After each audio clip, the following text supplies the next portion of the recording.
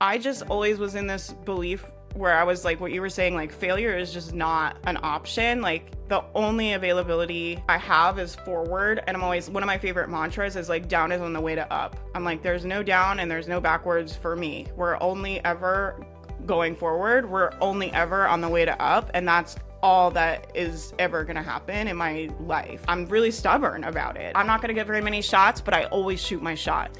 Hello, and welcome back to the Creative Wealth Building series, where I am interviewing creative entrepreneurs who are taking a non-traditional approach to their lives and who have built money-making businesses that align with their passions and their values. In today's episode, I'm going to be interviewing Faith Mariah, who is a real estate investor, a multi-six-figure business owner, and a digital nomad. In this episode, I'm going to pull back the curtain on how Faith went from living in a tent for most of her 20s to now being a real estate investor, a multi-six-figure business owner, and living a freedom lifestyle that most people desire in their lives. You're going to hear Faith's incredibly inspiring story, as well as the finances of how she actually made this work, and most importantly, the mindset that had her create the life of her dreams. This is not an episode you want to miss, so let's get started. Faith Mariah, welcome to the Holistic Money Podcast. I'm so excited to be here. Thanks for having me. Are you really excited to be here? Because you're about to share your financial life with the world. Well, I'm a chronic oversharer, so if you follow my Instagram, you know what I'm up to. Yes, that's why I wanted to have you on. Let's talk about your life today. You are about to leave your rental property that you've been renovating for the past couple months. You're about to go travel the world, and you have a business that you love that basically operates online. So a lot of people may look at you and be like, how the hell is she making this work? How the hell is she about to go travel the world for many months, have a rental property, rent it out, have this business that she makes multi-six figures online? And that's what we're going to dive into today. We're going to look at how the hell do you make your life work financially? I know that you didn't start here. So why don't you start by just telling me about your money story? Yeah, I'm glad you said that, because I think a lot of people, they do look at the business and like what I have now, but my business is also 7 years in the making. And so I do think it's important for people to realize that it wasn't like, oh, I just started a business and had a great relationship and the rental house and like all this. I do think I have a good life. Like I'm not shy about that at all. Like I feel very thankful because my life wasn't this way.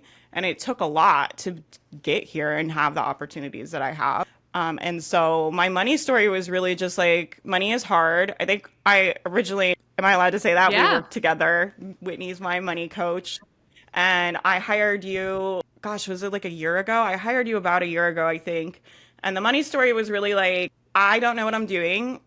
At that point, the story was like, I'm good at making money, but I don't know what to do with it. I'm bad at money. It was very overwhelming and stressful to me. And I didn't even want to look at, I had no idea how much was even coming in and out. I just didn't even want to ever look at it. And so that was apparent in the results of your business because you were making multi-six figures at the point you and I started working together. You did have over almost $200,000 in savings just sitting in cash that now we've deployed and put to work. But I want you to actually start even further back, because I know at one point you were actually homeless. You were hitchhiking around, and I want you to start from there, from that part of your life, to how you got to where you are now, which is traveling the world, this amazing business, and buying your first rental.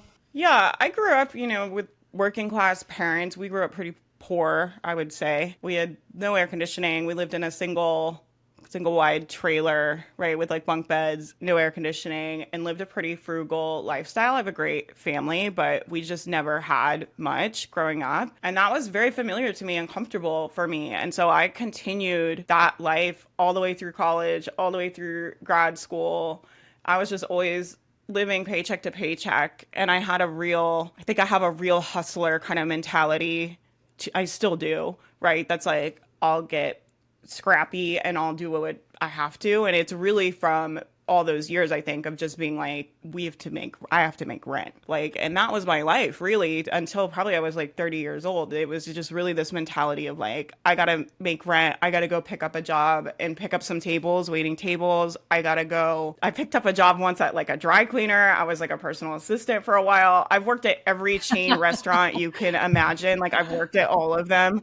Like that was kind of the hustle for me, was like the paycheck to paycheck life. I didn't even really imagine what it would even be like to have savings or think about having savings, because I just never had anything. I didn't have anything, like really, till I was probably 30. And then I was able to start my business. And I think that's when things started changing for me. But before that, it was just working jobs, getting by.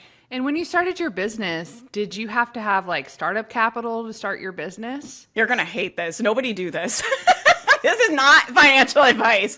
I put about 17,000 on a credit card when I started my business over time, just because I felt like I had some money coming in because I had the job at UF. So I had a plan to pay it back, and the business was making some revenue. So I had like a clear path of being able to pay that money back over time. And I understood the interest rate, and I did factor it all out. It was like a calculated move. It was still a pretty risky move at that time, because at that time I didn't have any savings. I was working at UF, but I was still living paycheck to paycheck because the cost of living is high, as we all know. And like even at a salary job like that doesn't mean you have extra money left over. I'm sure people can relate to that, right? And so yeah, I did use startup capital on a credit card. Don't do that. I don't advise my students do that now. It worked. It paid off for you though, because of that. I really believe it, because of that hustler mentality. That like, one of the things I love about working with you and talking with you is the way that you think about your business and the way that you think about failure. It's just like so not an option in your mind. It's really contributed to your success. So you started your business, you put money on some credit card. When did you actually start to make money in your business? And when I mean make money, I like will say more than a couple $1,000s a month. Well, here's what happened for me. So I didn't start as a coach. I started as a blogger, right? And I had a mental health blog that I had. My background is in social work, and I was like going to have this blog. It was my New Year's resolution. I was going to start this blog.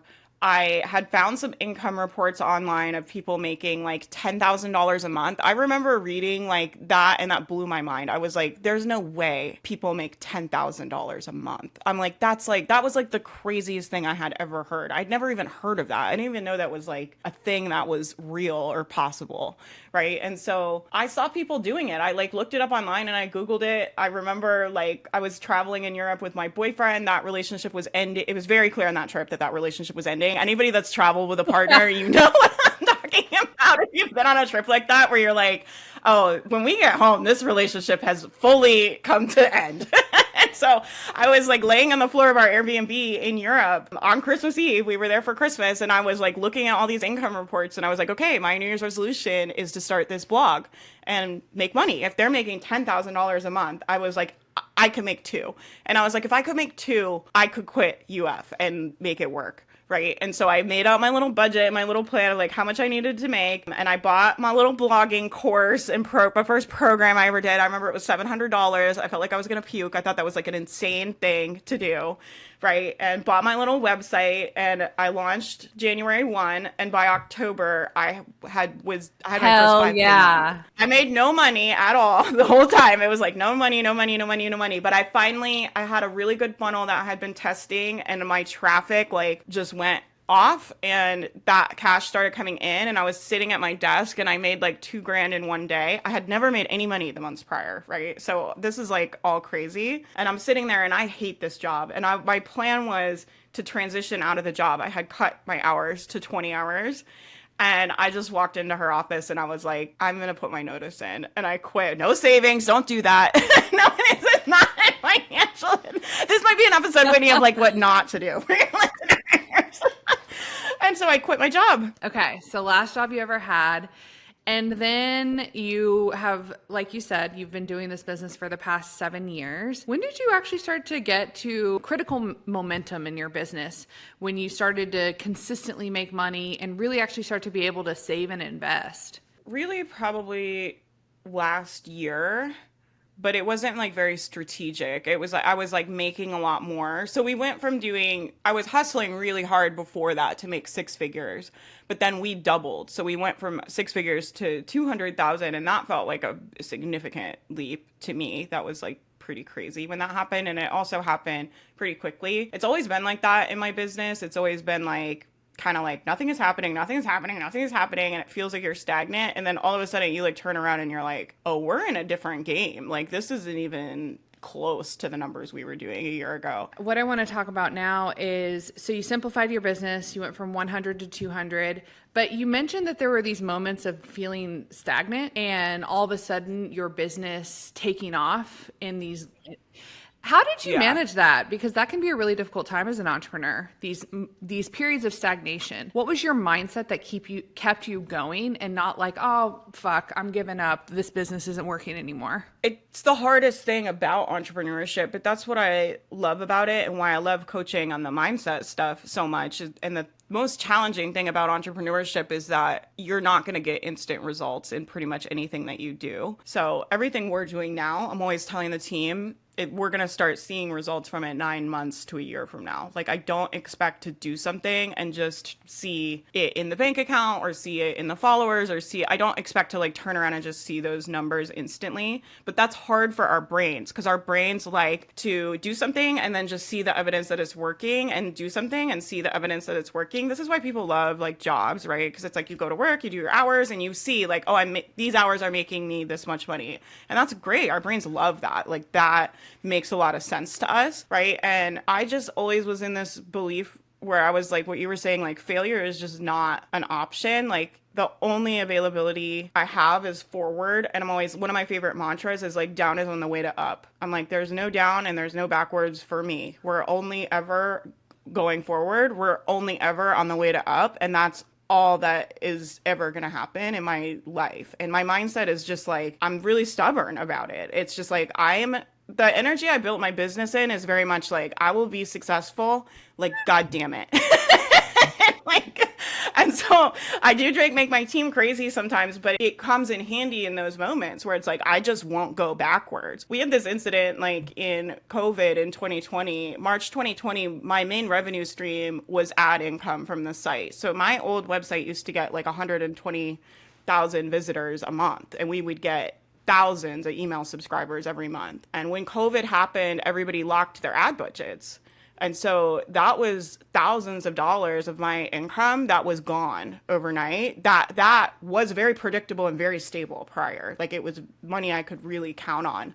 And that money was just all of a sudden it dried up. And I remember calling my assistant and I gave her a raise. And I told her, I was like, we're not going backwards. Like I was like, I don't know why I'm crying about this, but it's like, I just won't do it. I was like, we're going to make more money. Like, we're going to be successful. And that's all I'm available for. I'm not available to go back. Like, I just won't. And that was our first $10,000 month. Like, we had our biggest month ever that month. And we launched brand new programming. I don't know why I'm crying about that story. I've told that story a lot, but it's an emotional story. It's crazy to think about. I think it's just a testament to your hard work and your resilience, and you're just honoring yourself and seeing yourself in these moments when you're sharing this, because I know that there are so many people who would have walked away at that moment in time in their business and said, well, I had messaged her earlier that day and I was like, you might need to start looking at other jobs. Like, I don't know what's about to happen. Like, it felt like such a crazy time too. Like, it was like March 2020, like where we were was in lockdown. Like, it was just like, and I was like, and then I get all these letters from our ad revenue being like, basically there's no payouts coming next month. And I was just like, oh my God, like, you know, I have bills to pay. Like, this is my livelihood. At that time, my VA's livelihood, like, she really counted on that money. And I was like, what are we going to do? And I was just like, messaged her being like, you really might need to look at other jobs. Like, I don't know what's about to happen. And so that was kind of like my way of like proclaiming, like, no, like, we're going to figure this out. The other thing I think about that helps me a lot in business is like, I'm like, there's always solutions. Like, there's always going to be problems, but there's always solutions. And so the job is to just stay solution focused, right? Because it's really easy our brains love to focus on the negative. And I'm always like, I have like a negative ass, dramatic ass brain. It's always like, everything's the worst for me. And this is the most terrible thing to ever happen. Oh, poor me.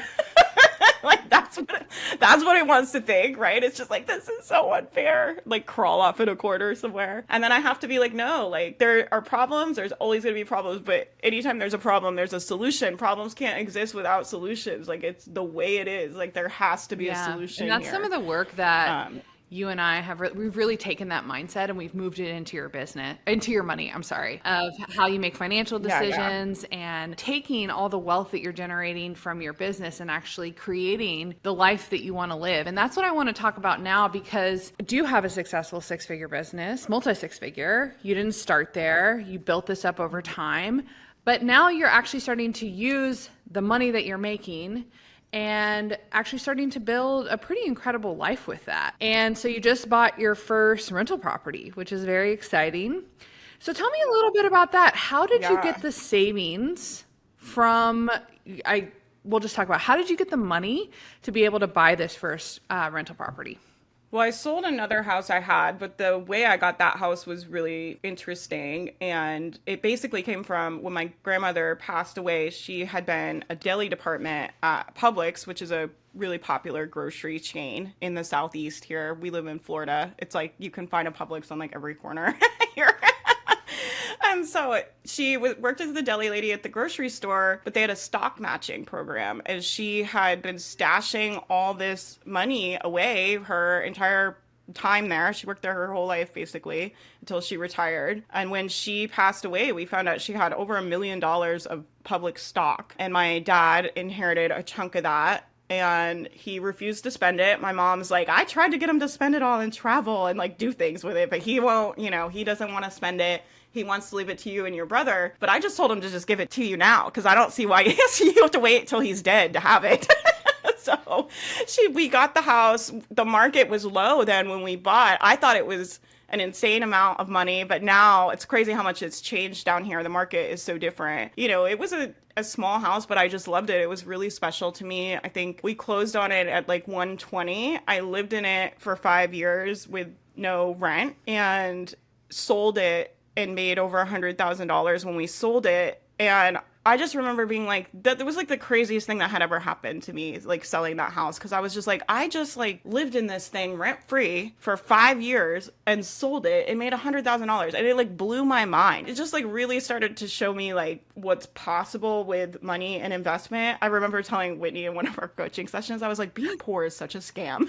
It's just like, it's so easy to make money. Even if you only have a little bit, it's so easy. Like you've got to just start getting that leverage for yourself. Cause it gets easier and easier. Like it gets easier and easier to make money the more money you have. It's like ridiculous. Like Matt and I even now are doing like credit card points where we're just putting all our bills on credit cards. And we were like, oh, we could go on like a week vacation with our credit card points and like stay at a really nice resort and fly down there basically for free, just for paying our bills on a credit card we were able to get. Stuff like that is just like, you just get more and more leverage and more opportunities the more money you have. It's the hardest part is getting that first little chunk, but it'll never be that hard to make money again. So you use the money from the sale of the first house to buy this investment property. Mm-hmm. And there was a period for you of like really actually getting comfortable with that idea and even being ready to invest. I know when you and I started working together, you were like, maybe one day I'll buy an investment property. At the end of our 3 months, you were like, I'm under contract.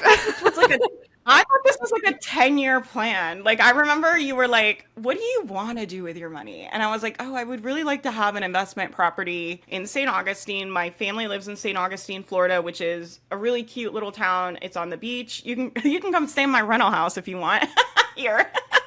But it's a little tourist town, basically like a little beach town. It has a really cute little historic district and it has a huge tourist population. And I've always thought, oh, it'd be so awesome to have an Airbnb here where my family could use it part of the time and my brother's family could use it part of the time. And I could stay in it part of the time to visit my family and we could just rent it if nobody's using it. And when I was saying that, I remember you asking me that. And in my mind, I was like, this is like a huge like 10-year goal. Like this is just, and you were just like, kind of like, okay, well, what else do you want to do? Because you have a bunch of cash.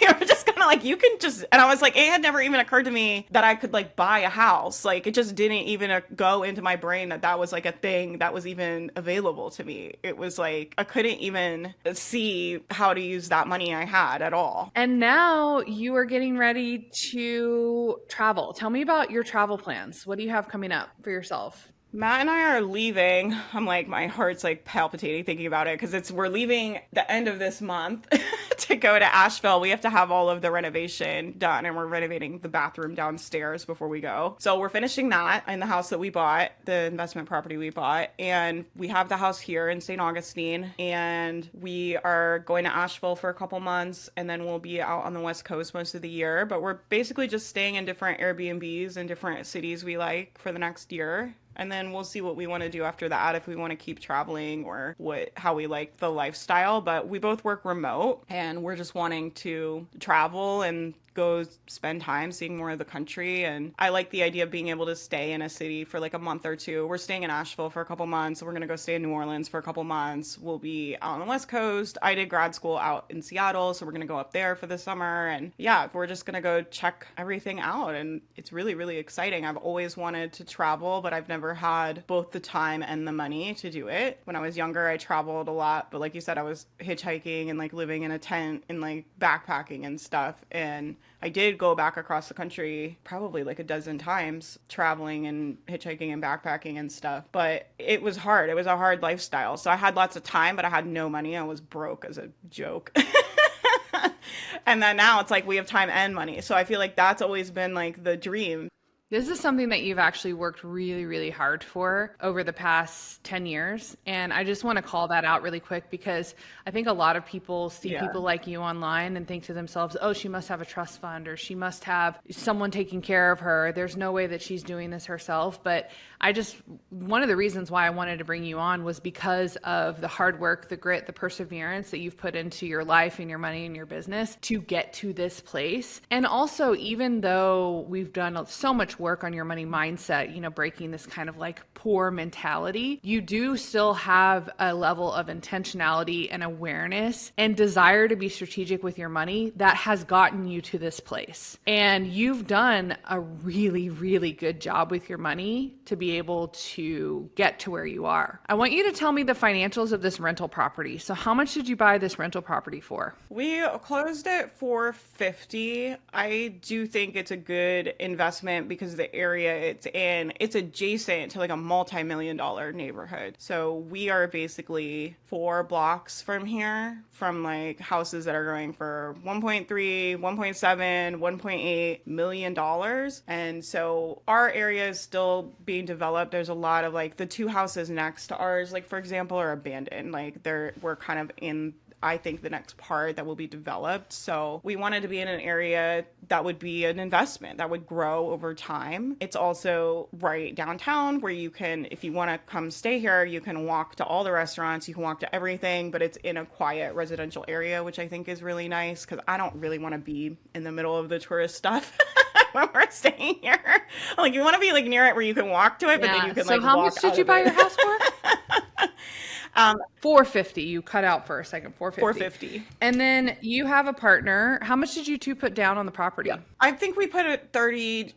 Yeah. Between 30 and 35 each. So about 70,000. By the time we did closing and all that. Yeah. And now you're renovating the house. How much are you all putting into the house for renovations? Not very much. We're tiling. So it's a 3-3, but when we bought it, it was a 3-2.5. And they had taken the shower. This like kills me. They had taken the shower and made it into a pantry in the downstairs bathroom. But the plumbing hookups and stuff were still there. The pipes were there. They were just drywalled in. So we pulled the drywall out. We were like, oh, thank God. The drain even was still under the floor. We like peeled it all out. And so we're basically just tiling that shower. It was like $400 to buy I bought the tile on sale. We did some stuff with the landscape, but it really didn't need much. It's not like the fanciest house in the world, but I think it's nice enough people would want to come stay in it in vacation, but it's not so fancy that we have to like baby it or worry about it or anything. So it's a rental, basically, it's really set up to be a rental, not like our dream house. And one of the things that you were describing when you were talking about this rental is you're talking about the future potential of the rental by looking around the neighborhood and the tourists and where people like to hang out and the fact that this neighborhood is changing. That's such a great way, such a great mindset to have when you're actually looking for rental properties or properties in general, because a lot of people want to go in and find that dream home that's renovated and beautiful and exactly the amount of bedrooms and bathrooms, but that's not always the best financial decision. Well, I was doing doing that. You told me not to because I remember the first, like, we went and looked at a duplex that was 2 units, and I was like, Whitney, it's gross. I was like, it's like old, it's gross, I hate it, it's ugly. And you were like, it's 4 blocks from the beach. You're like, it's a good investment. Like, it's not your dream home. You're not even gonna live in it. So why don't you like think about it? And I was like, oh, like, and we didn't end up getting that one for like some other reasons. But I remember that conversation because you were like, you were like, you guys can act like rich people when you're rich people, but like right now you need an investment property so you can get the dream home later. But you were like, don't buy the dream home now. Like, buy an investment property. And I was like, okay. And this house prop that we bought is that. Like, it probably wouldn't be something Matt and I would have bought for us to live in full time, but we're not going to be here. So it's like, well, let's get something near the tourists. Let's get something that can grow in value. Let's get something walkable, like that people would want, that have amenities people would want on vacation. And so it really did change my mindset. And it was a huge leap for me. Even I remember my dad coming over here and he was kind of like, my dad's working class. They buy everything with cash. My parents, the way they kind of won in life is they bought a house with cash and they have lived in it forever. And so they're like, this is what you do. You buy a house in cash, you live in it till you die.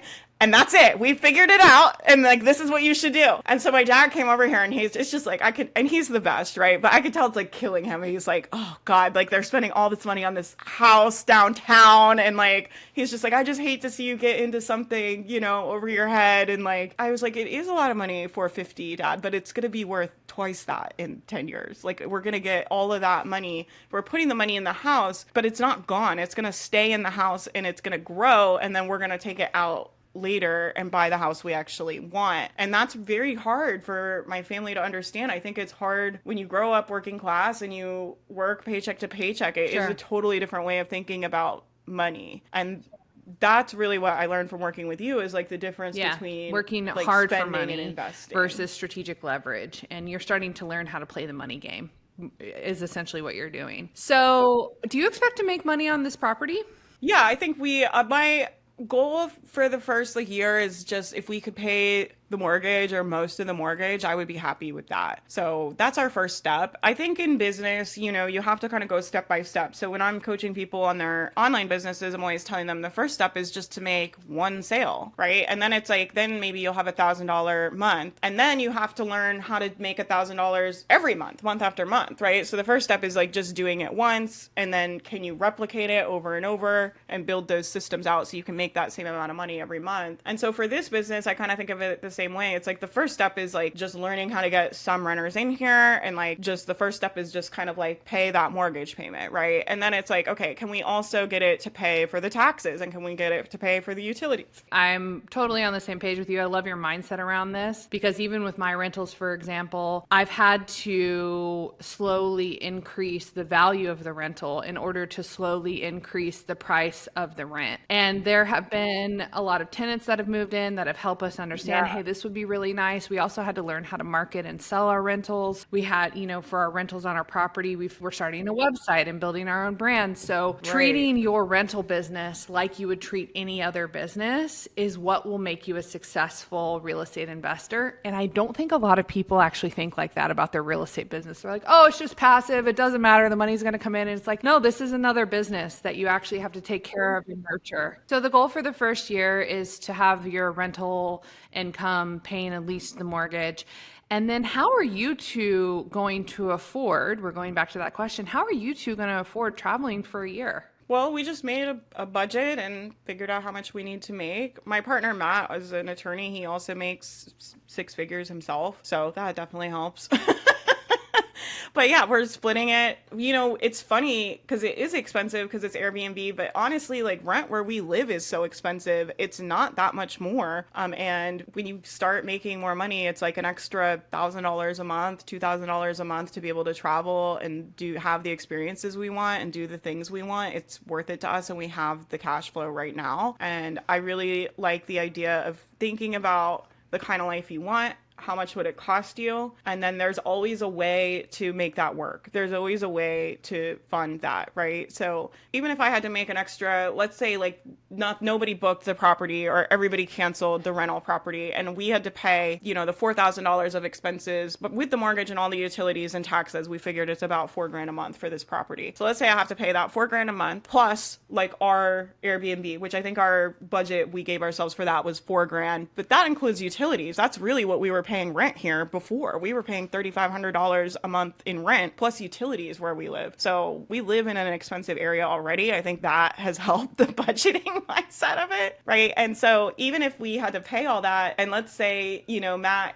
doesn't have the cash or something and I need to come up with $4,000 extra, I have the ability to do that with my business because I understand how to make money. I understand how to do sales and marketing. I think sales and marketing are the most important skills people should learn under capitalism. I think everyone should know them because you can always figure out something to sell, a service, a product, something, put it out in the market and sell it and make that money if you have to. And so I'm always just like, yeah, if we end up in a situation, this is just how my brain works, right? I'm not willing to touch my savings and my investment. I just wouldn't, right? I would just go make that extra couple $1,000 or $4,000. I think a lot of people have limiting beliefs about what's required for them to go travel the world. And it could be as simple as rent out your house if you have a home. If you don't have a home, you know, just go. You've set a budget for yourself, $4,000 a month for our Airbnb expenses, which you're going to stick within, and then go live your life and enjoy yourself.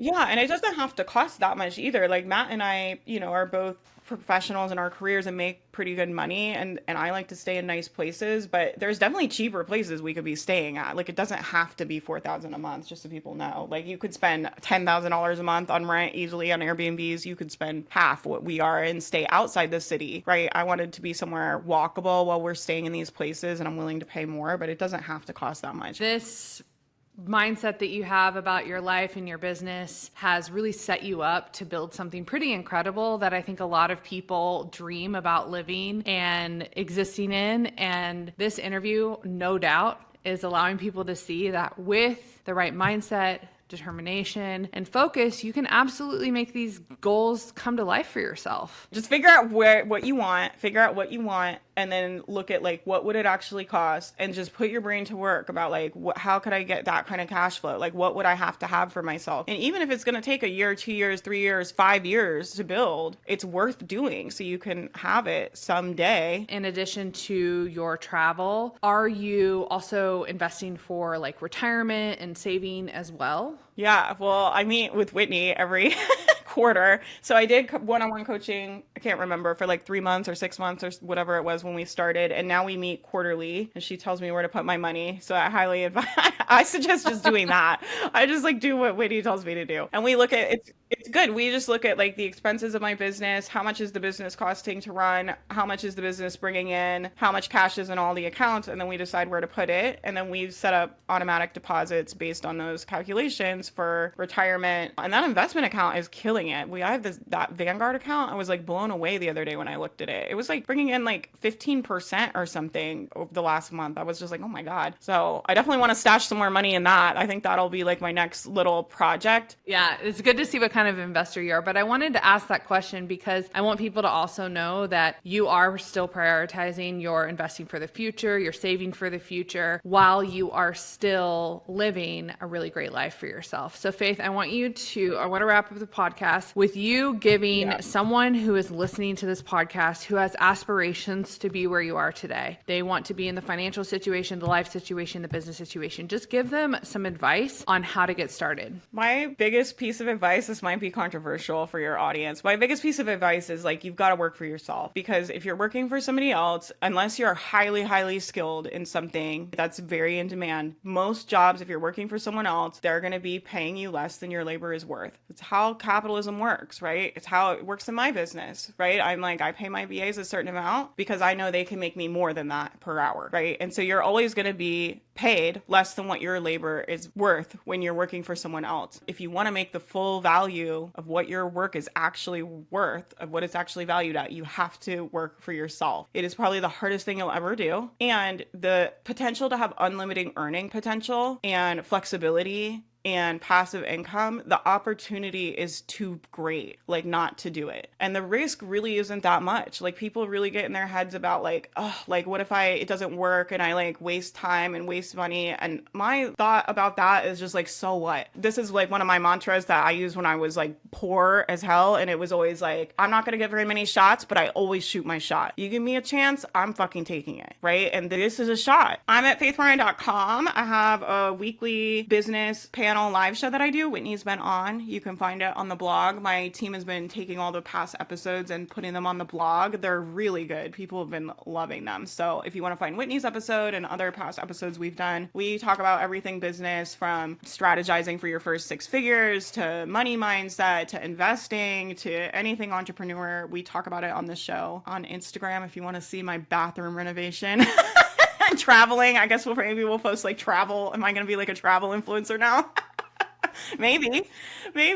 So we'll be over there being a travel influencer. You can see what we're up to and follow our trip next year.